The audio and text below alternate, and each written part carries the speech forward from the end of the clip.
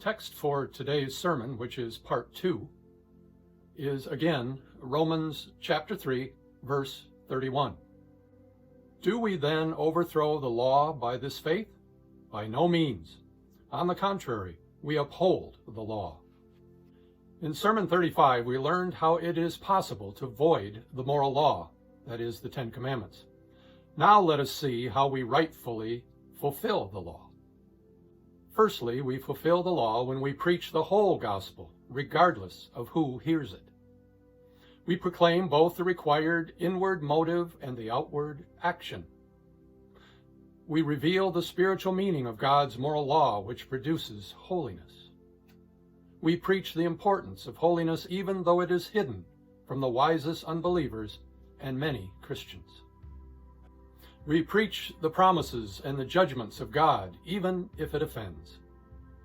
And we fulfill the law when we preach the comforting love of Christ and his mighty position as priest, prophet, and king. Secondly, we fulfill the law when we preach that faith is intended to lead us to love. After all, faith is not the greatest thing, love is. For love existed from eternity and will last forever. Adam had no need for faith, for he saw God face to face. Love was actually first. Faith came after the fall of Adam and Eve to lead us back to holy love. Faith was needed to re-establish the law of love. And finally, we fulfill the law when we uphold it in our hearts.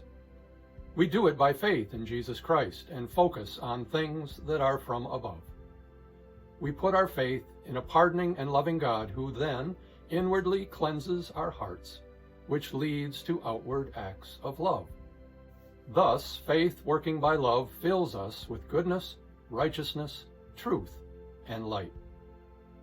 Therefore, let us not sin because we are under grace, and do not put out your light of faith. Give glory to God and walk with joy. Flee from sin. Continue seeking the will of God. Walk according to the light you have received. Increase in love until faith is swallowed up in sight, and the law of love is established forever.